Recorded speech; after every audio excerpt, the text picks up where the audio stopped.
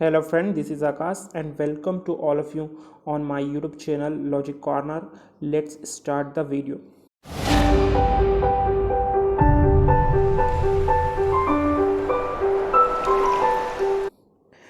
दोस्तों हमारा आज का जो पहला क्वेश्चन है, विच of the following is the type of pendulum governor. दोस्तों क्वेश्चन बहुत इजी है, लेकिन इजी क्वेश्चन का बिल्कुल ये मतलब नहीं है कि ये क्वेश्चन आएगा नहीं और सभी से बनेगा। ओके दोस्तों, तो स्टार्ट करते। देखिए, जो वॉट गवर्नर होता है उसे हम लोग पेंडुलम टाइप ऑफ गवर्नर कहते हैं। वॉट गवर्नर कुछ इस टाइप से होता है। ओके दोस्तों, तो वॉट गवर्नर से रिलेटेड जितनी सारी इन्फॉर्मेशन है हम इसमें कवर कर लेंगे, ताकि वॉट गवर्नर से जो भी क्वेश्चन आए नेक्स्ट एग्ज़ाम में, वो किसी भी टेक्निकल एग्ज़ाम हो सकता है, तो डेफिनेटली आपको वहाँ से एडवांटेज हो। तो वॉट गवर्नर होता है आपका पेंडुलम टाइप गवर्नर। इसमें कोई डेट वेट नहीं होता। ओके दोस्तों, यहाँ पर एक बॉल होता है। यदि ये बॉल का मास m है, तो यदि इस पर ये मूव करेगा तो यहाँ इस डायरेक्शन में एक सेंट्रीफ्यूगल फोर्स आएगा, m/r² के इक्वल आएगा।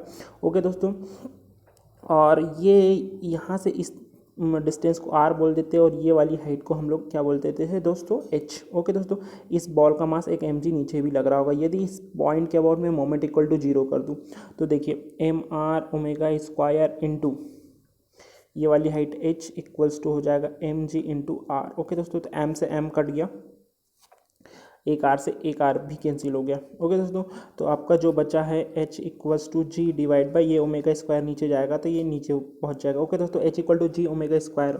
अब ओमेगा² को n के फॉर्म में यदि हम लिखें, ओके दोस्तों, n के फॉर्म में यदि हम लिखें तो जो हमारा टोटल डेरिवेशन आता है h का, वो कुछ यूँ इस तरह से आता है।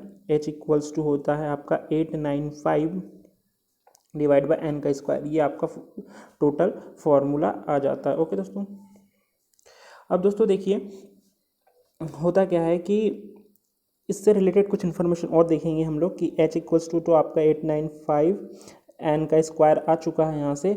अब देखिए दोस्तों, यहाँ जब n की वैल्यू आप धीरे धीरे इंक्रीज करोगे तो h की वैल्यू कम होती जाएगी, कम होती जाएगी।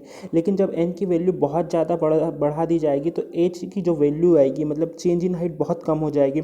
तो इस कंडीशन में क्या होगा, जो आपका वॉट गवर्नर होगा वो इनसेंसिटिव टाइप हो जाएगा, मतलब कोई सेंस नहीं कर पाएगा, मतलब आपका फ्यूल को रेगुलेट नहीं कर पाएगा। यदि दोस्तों इसने रेगुलेट नहीं किया तो आपके गवर्नर का कोई मतलब नहीं रहेगा, क्योंकि जो गवर्नर का मेन वर्क होता है, जब लोड कंडीशन वेरी होती है तो वो क्या करे, हाइट को वेरी करे, मतलब फ्यूल की सप्लाई कम या ज़्यादा करे। ओके दोस्तों, तो उस समय ये क्या इनसेंसिटिव हो जाता है, मतलब यूजलेस हो जाता है, कोई वर्क नहीं कर पाता। ओके दोस्तों, तो हाई स्पीड में आपका वॉट गवर्नर कुल मिला के फेल हो जाता है। एक बहुत इंपॉर्टेंट क्वेश्चन है ये, जो जनरली पूछा जा सकता है। ओके दोस्तों, अब इससे रिलेटेड और क्वेश्चन देखिए, जो आपका दोस्तों हार्ट नील गवर्नर होता है, एक स्प्रिंग कंट्रोल गवर्नर होता है। ओके दोस्तों, और जो आपका प्रोवेर और पोर्टर गवर्नर होते हैं, ये डेड वेट गवर्नर होते हैं। ओके दोस्तों, और इनके थ्रू क्या किया जाता है, जो वॉट गवर्नर की जो खामियां थी, जो कि ये हाई स्पीड में वर्क नहीं कर सकते, लेकिन जो प्रोवेल और पोर्टर गवर्नर ये हाई स्पीड में वर्क कर लेते। ओके दोस्तों,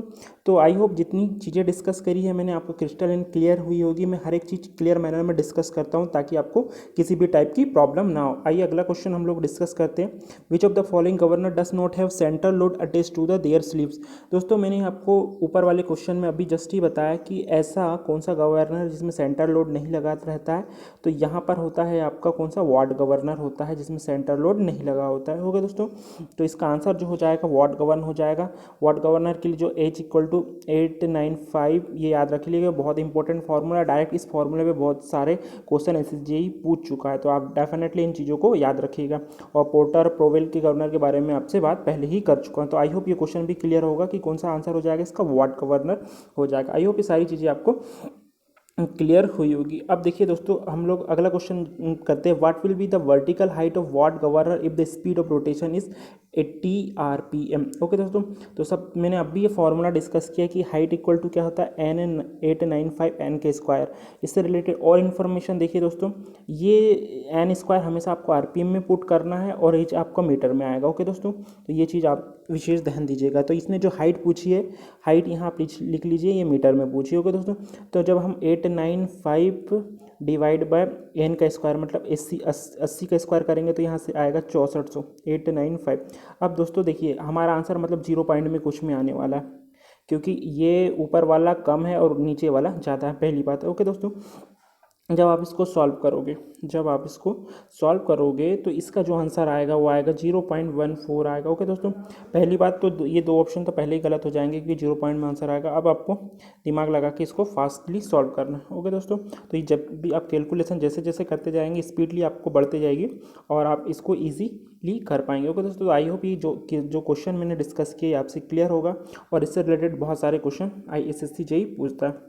आइए दोस्तों, अब अगला क्वेश्चन करते हैं। Which of the following term define the size of the cam. अब दोस्तों देखिए, जो साइज ऑफ द केम होता है वो कौन डिफाइन करता है, तो मैं बताता हूँ। पहले एक होता है आपका बेस सर्कल, ओके दोस्तों, और एक होता है आपका केम प्रोफाइल। तो ये केम प्रोफाइल पे जो होता है आपका बेस सर्कल वो टेंजेंट का काम करता है। ओके दोस्तों, मतलब बेस सर्कल जैसा जैसा चेंज होगा वो आपकी केम प्रोफाइल भी चेंज होगी, मतलब केम का साइज चेंज होगा। केम का साइज चेंज होगा तो केम किस पे डिपेंड कर गई दोस्तों, यहाँ मैंने आपको बता दिया बेस सर्कल पे डिपेंड कर गई। तो इस क्वेश्चन का जो आंसर हो जाएगा which of the following term define the size of cam, तो इसका आंसर हो जाएगा बेस सर्कल। अब इससे रिलेटेड जितनी और सारी इन्फॉर्मेशन हो सकती है वो आपको मैं बता देता हूँ। तो देखिए, सबसे पहली बात, जो आपका सर्कल का जो डाया होता है सबसे ज़्यादा किसका होता है, तो पिच सर्कल का डाया सबसे ज़्यादा होता है, फिर उससे लेस होता है प्राइम सर्कल का, और उस सबसे कम होता है आपका बेस सर्कल का। ओके दोस्तों, तो ये होता है आपका बेस सर्कल और ये आपका होता है केम प्रोफाइल, फिर होता है आपका पिच सर्कल के सॉरी प्राइम सर्कल, ये प्राइम सर्कल होगा और प्राइम सर्कल पे ये वाली जो प्रोफाइल होगी ये पिच कर्व होगी। ओके दोस्तों, और लास्ट में आपका हो जाएगा पिच सर्कल। ओके दोस्तों, तो आई होप जितनी सारी चीज़ें मैंने डिस्कस की है आपको क्लियर हुई होगी। यहाँ पर एक और टर्म आती है दोस्तों, प्रेशर एंगल। तो प्रेशर एंगल क्या होता है, ये फॉलोवर की एक्सिस होती है और ये जो आपका कैम होता है सॉरी पिच कर्व होता है, तो पिच कर्व के नॉर्मल में एक फोर्स लगता है F। ओके दोस्तों, जो केम लगाती है फॉलोवर पे, तो उनके बीच का जो एंगल होता है फाई, इसे बोलते हैं हम लोग प्रेशर एंगल। ओके दोस्तों, तो ये प्रेशर एंगल भी कई चीज़ों पे डिपेंड करता है, जो हम नेक्स्ट वीडियो जब हमारा आएगा उस पर हम डिस्कस करेंगे। तो आई होप जितनी सारी चीज़ें मैंने यहाँ डिस्कस करी है वो बहुत ज़्यादा इंपॉर्टेंट है, इनसे सभी से क्वेश्चन कुछ ना कुछ बन सकता है। तो आई होप ये सारी चीज़ें आपको क्लियर हुई होगी। आइए अगला क्वेश्चन करते हैं। What term is use for the combined effect of all the forces on a body. देखिए दोस्तों, इसको दो तरीके से आप सोच सकते थे। देखिए, पहले तो मैं बता दूं what term is the combined effect of all forces on a body, है ना। तो जब कंबाइंड इफेक्ट फोर्सेस का आता है तो उसको हम लोग क्या बोलते हैं, उसको बोलते हैं हम लोड। यदि एक बॉडी है और ये बॉडी पे बहुत सारे फोर्सेस लग रहे हैं एक्सटर्नल डायरेक्शन में बॉडी पर, तो हम लोग उसको बोलते हैं दोस्तों लोड। क्या बोलते हैं, लोड। ओके दोस्तों, अब इसको एक और तरीके से, इसका आंसर तो हो जाएगा लोड, लेकिन इसको एक और तरीके से कह सकते हैं। देखो, इसने बोला है combined effect of all forces.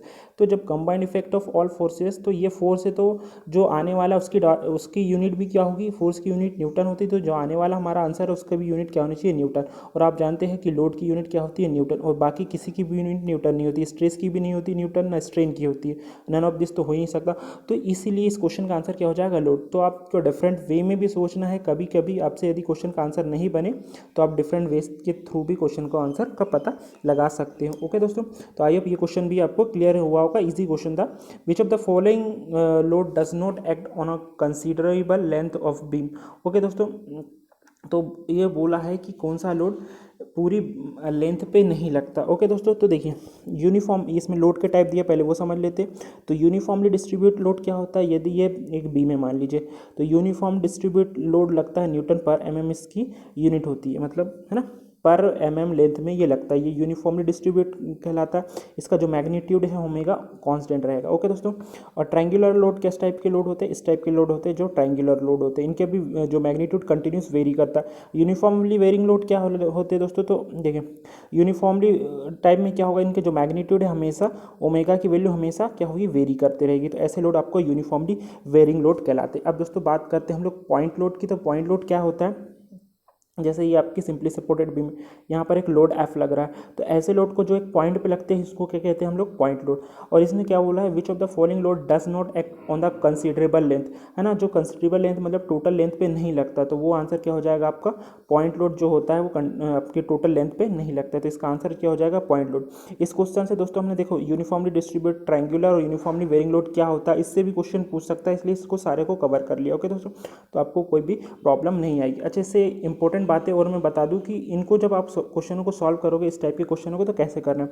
जैसे ये आपसे बोला है और ये आपका एफ लग रहा है यहाँ पर, तो ये बॉडी हमेशा देखो इक्विलिब्रियम में है, और तो इक्विलिब्रियम की 3 कंडीशन होती है, summation of moment equal to 0, summation of force equal to x direction में 0, summation of F Y equal to 0। ये तीनों के थ्रू जब आप इक्वेशन लगाओगे तो यहाँ पर आप आराम से रिएक्शन जो फोर्सेस आती है वहाँ से कैलकुलेट कर पाओगे। ओके दोस्तों, तो ये जितनी भी सारी चीज़ें इंपॉर्टेंट होती है मैं आपको डेफिनेटली इसके थ्रू बता देता हूँ। ओके दोस्तों, तो आई होप सारी चीज़ें आपको क्लियर हुई होगी। और अब चलते हैं हमारा अगला question, which term state the SI unit of stress. Question बहुत इजी है, लेकिन इसको यदि मैं फ्रेम करता तो दोस्तों कैसे कर सकते थे। देखिए, स्ट्रेस की यूनिट आपको पता है, स्ट्रेस क्या होता है, लोड बाय एरिया। लोड को न्यूटन और एरिया को मीटर स्क्वायर, मतलब इसकी यूनिट न्यूटन मीटर स्क्वायर आने वाली है। ओके दोस्तों, या न्यूटन mm स्क्वायर में आने वाली, दो चीज़ हो सकती है। ओके दोस्तों, तो ऑप्शन से आपको क्लियर हो गया होगा। लेकिन इसकी यूनिट आप ऐसे भी मेंशन कर सकते थे। देखिए, आपको कंफ्यूज कर सकते थे यदि यहाँ मैं स्ट्रेस और स्ट्रेन दोनों लिख देता तो यहाँ स्ट्रेन भी आ जाता है ना, तो ये यूनिट लेस हो जाता, फिर न्यूटन मीटर स्क्वायर पास्कल हो जाता, न्यूटन mm³ पास्कल रख देता है ना। तो यहाँ पर इस टाइप से जब क्वेश्चन का फॉर्मेशन होता तो यहाँ डेफिनेटली आपको प्रॉब्लम आती। तो आप कंसेप्ट क्लियर होना बहुत ज़रूरी है कि यूनिट कैसे कैलकुलेट की जाती है, कैसे निकाली जाती है। तो ओके दोस्तों, तो स्ट्रेस की जो यूनिट हो जाएगी वो न्यूटन mm स्क्वायर, मतलब ऑप्शन नंबर 2 इसका करेक्ट हो जाएगा। स्ट्रेन की जब भी बात करेंगे तो स्ट्रेन का फॉर्मूला होता है change in length divide by original length. Change in length की भी यूनिट मीटर में होती है और लेंथ की भी यूनिट मीटर में। मीटर से मैटर कैंसिल हो गया तो ये यूनिटलेस क्वांटिटी हो जाती है। ओके दोस्तों, तो एसएससी जेई बहुत सारे क्वेश्चन पूछता है, जैसे विस्कोसिटी से पूछ लेता है, काइनेमेटिक विस्कोसिटी की यूनिट क्या होगी, ये इस टाइप से क्वेश्चन पूछ लेते हैं। तो आई होप ये क्वेश्चन आपको क्लियर हुआ होगा। अगला क्वेश्चन करते हैं, maximum shear stress theory was postulated bye.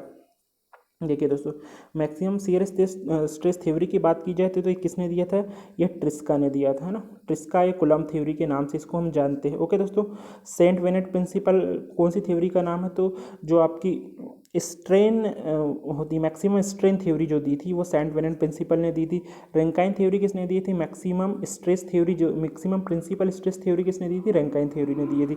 और मोहरसलकर तो आपको पता है कि ये नॉर्मल स्ट्रेसेस और प्रिंसिपल स्ट्रेसेस के बारे में रिलेशन देता है। ओके दोस्तों, तो ये चीज़ें मैंने बता दी। और एक और थ्योरी होती है मैक्सिमम डिस्टॉर्शन एनर्जी थ्योरी, उसे वॉन मिसेस ने दिया था। उसे किसे दिया था दोस्तों, वॉन मिसेस ने दिया था। तो आई होप ये सारी चीज़ें आपको जो मैं डिस्कस कर रहा हूँ ये क्लियर होते जा रही होगी। ओके दोस्तों, और दोस्तों देखिए, अब हमारा अगला क्वेश्चन आता है फॉर आइसोक्रोनस गवर्नर। ओके दोस्तों, तो सबसे पहले बात करते हैं आइसोक्रोनस गवर्नर क्या होते हैं। पहले बात करते हैं गवर्नर क्या होता है। तो दोस्तों, गवर्नर एक ऐसी डिवाइस होती है जो पहले तो कनेक्ट होती है आपके इंजन के थ्रू। ओके दोस्तों, तो इंजन के थ्रू यदि वो कनेक्ट होती है तो वो क्या करती है, फ्यूल का रेगुलेट करती है। ओके दोस्तों, जब लोड बढ़ता है तो फ्यूल के अमाउंट की ज़्यादा रिक्वायरमेंट होता है, तो जो आपका गवर्नर होता है वो ज़्यादा फ्यूल सप्लाई कर देता है। जब कम फ्यूल की रिक्वायरमेंट होती है तो वो कम फ्यूल सप्लाई कर देता है। इस तरह से वो फ्यूल को रेगुलेट करता है सबसे पहले गवर्नर। अब बात करते हैं आइसोक्रोनस गवर्नर। ऐसा गवर्नर होता है दोस्तों जिसकी स्पीड हमेशा कांस्टेंट होती है। पहली बात अपन गवर्नर और डिटेल समझ ले थोड़ा। तो देखिए दोस्तों, गवर्नर क्या होता है, जैसे मैंने बताया था आपको, ये गवर्नर का डायग्राम होता है। अब दोस्तों क्या होता है, ये स्लीव से अटैच्ड होते हैं ये मास। ओके दोस्तों, जब स्पीड बढ़ती है, जब ओमेगा बढ़ेगा तो ये जो रेडियस है आर, ये भी बढ़ेगी। ओके दोस्तों, और जब घटेगा ओमेगा तो ये आर घटेगा। ओके दोस्तों, लेकिन आइसोक्रोनस गवर्नर ऐसा गवर्नर होता है, वो किसी भी रेडियस की बात कर लो, मतलब रेडियस आपका यहाँ पर आ गई बॉल, तो ये किसी भी रेडियस पे या किसी भी हाइट पे क्या होना चाहिए, ये इसकी स्पीड हमेशा क्या रहती है, इक्वल होती है। मतलब n1 इक्वल टू n2, या इसका डिफरेंस निकाले तो n1 minus n2 equal to हमेशा क्या आएगा, जीरो। मतलब इसका जो डिफरेंस आता है हमेशा क्या आता है, जीरो। तो ऐसे गवर्नर को आप कौन सा गवर्नर बोलेंगे, आइसोक्रोनस गवर्नर बोलेंगे। तो आई होप जो मैंने डिस्कस की ये चीज़ें यहाँ आपको क्लियर होगी। मतलब किसी भी रेडियस पे जो इसकी स्पीड होती है हमेशा कांस्टेंट होगी। तो ऑप्शन नंबर जो 1 हो जाएगा इसका करेक्ट आंसर हो जाएगा। आई होप सारी चीज़ें क्लियर होगी। अगला क्वेश्चन है स्टेबल गवर्नर इज। देखिए, स्टेबल गवर्नर क्या होता है, तो ऐसा गवर्नर दोस्तों जिसकी स्पीड बढ़ाने के साथ साथ क्या होता है, जो ओमेगा बढ़ाने के साथ साथ उसके रेडियस में बढ़ जाए, या ओमेगा घटाने के साथ उसकी रेडियस में कमी हो जाए, ऐसा दोस्तों गवर्नर आपका स्टेबल गवर्नर कहलाता है। ओके दोस्तों, तो अब देखिए इसका हम लोग ग्राफ समझते हैं। ग्राफ के थ्रू जो आपका कंट्रोलिंग फोर्स होता है, जो कंट्रोलिंग फोर्स होता है वो आपका सेंट्रीफ्यूगल फोर्स के इक्वल होता है। ओके दोस्तों, तो कंट्रोलिंग फोर्स जो आपको दिया जाता है दोस्तों, पहले मैं क्वेश्चन को ला लूँ, तो आपका जो कंट्रोलिंग फोर्स होता है, एक मिनट,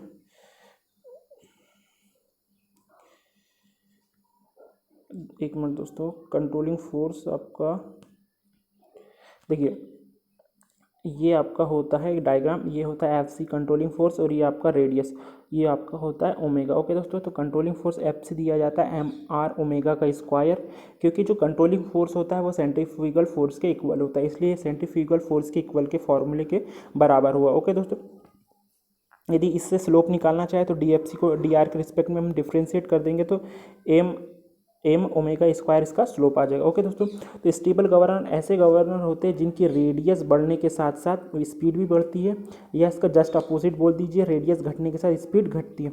यदि मैं इसमें यहाँ डायग्राम एक प्लॉट करूँ, ओके दोस्तों, तो इस पॉइंट पे देखिए रेडियस कम है, और इस पॉइंट पे क्या हो रही है, रेडियस बढ़ रही है, लेकिन और ये ओमेगा को यानी स्पीड को डिनोट कर रहा है, तो यहाँ इस पॉइंट पे स्पीड कम है, इस पॉइंट पे स्पीड क्या हो रही है, बढ़ रही है। तो ऐसे जो कर्व आएंगे ये किसके लिए होते हैं, स्टेबल गवर्नर के लिए होते हैं। तो आई होप सारी चीज़ें स्टेबल गवर्नर से रिलेटेड जो मैंने बताई है वो क्लियर हुई होगी, आपको इसमें कोई भी प्रॉब्लम नहीं गया होगा। ओके दोस्तों, तो इस क्वेश्चन का जो आंसर हो जाएगा दोस्तों, हो जाएगा ऑप्शन नंबर, क्या हो जाएगा, आर इंक्रीजेस स्पीड इंक्रीजेस, मतलब आर इंक्रीज करेगा तो स्पीड इंक्रीज करेगा, या ये हो जाएगा आर डिक्रीज तो स्पीड डिक्रीज, ये दोनों ही ऑप्शन इसके करेक्ट होंगे। तो इसमें एक ही ऑप्शन दिया, तो ऑप्शन नंबर 1 इसका करेक्ट हो जाएगा। ओके दोस्तों, तो आई होप सारी चीज़ें आपको क्लियर हुई होगी, और हम हमारा जो क्वेश्चन सेशन है यहीं पर आज ख़त्म करते हैं। Thank you very much for watching this video.